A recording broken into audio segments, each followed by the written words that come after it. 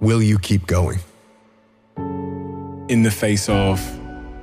Whatever. I never thought about quitting. If they told me to get back in the water again, let's go.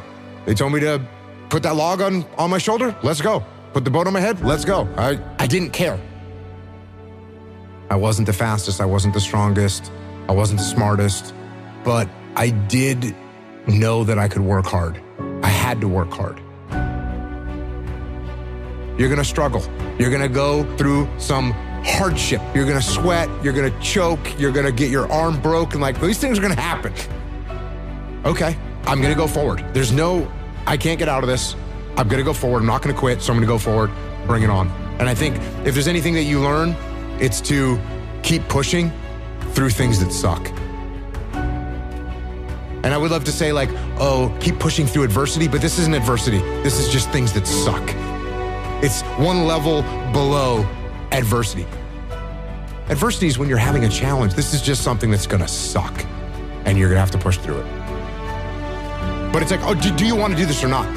Which is what I think a lot of it boils down to. Do you actually want to do this or not? But the vast majority of people, they quit, but they don't usually say that. And even in their mind, they probably don't believe it. They probably believe, well, it was my leg, and once my leg was hurting, I knew I was going to have a hard time on the runs, and since I wasn't going to be able to make the runs, that's why I quit. But it wasn't really quitting, it was because of my leg. You're talking there about people making excuses. What have you come to learn about the nature of excuses? Your excuses will destroy you and take everything that you ever wanted from you if you let them. When your excuses make you feel a little bit better about the fact that you didn't execute on what you needed to execute on, then they can make you feel better, but they're not helping you. They're not helping you at all. When the excuses all go away and people can actually confront the fact that this is all because of me, it hurts, but is also unbelievably empowering, because if these problems are because of me, then I'm capable of fixing these problems. I was a little kid. I wanted to be some kind of soldier. I wanted to be some kind of commando. So I collected little plastic soldiers. I had different military units. And one of the historical military units that I had was the British Commandos. And so I had these tiny figurines, and they had machine guns, and they had kayaks, and they had little inflatable boats. And I thought to myself, that's what I want to do. And then when I was probably around 12 or 13, I realized you actually could do that. You could actually get the job of being a commando. And the closest thing that I found was being in the Navy and being in the SEAL teams. I have to ask a very dumb question here, which is, what is a Navy SEAL? So a Navy SEAL is a part of the Navy, but you're the special operations component of the Navy. The percentage of people that make it through SEAL training is about 20%. People that are under the age of 20, it goes down to about 5%. So yeah, I was one of those small percentage of people that are very young but still make it through. Well, they call the one of the weeks Hell Week, don't they? Mm-hmm. So they try and simulate hell. Yeah, they try and simulate hell. It's about 5.5 days, no sleep, lots of physical activity, lots of stress, lots of pain, and lots of people quit. I would say most of the people that quit, it's probably 80% of the quitters quit in that week. And it breaks people. The other thing is, you might be an exceptional swimmer, and you might be exceptional upper body strength, but you're not that fast of a runner. They're gonna find that out.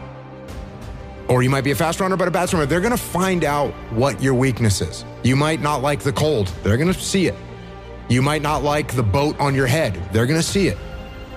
They might see that you have a bad temper. They're gonna find that, and they're gonna pick at that thing to either make you come out the other side or make you quit. One of the things they do is they'll line you up and they say interlock arms, and you get arm in arm with the guy next to you, and they say forward march, and you march in the water, and they say take seats, and you sit down. And they leave you in there. And it's called surf torture. And you just sit there.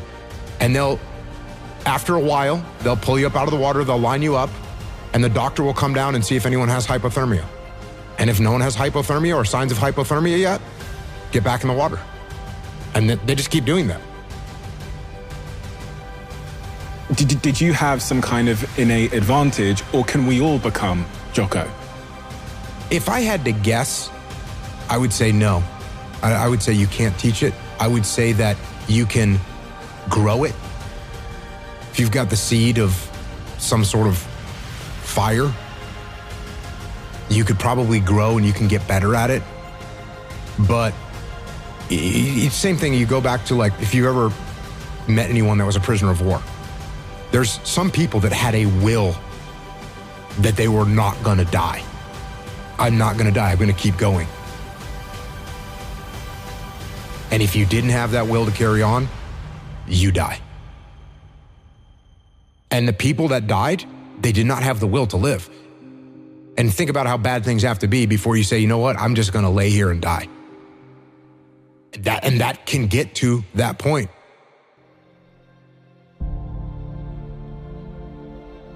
It was a guy who was, going through hardship with his job, with his marriage, and the marriage was coming to an end.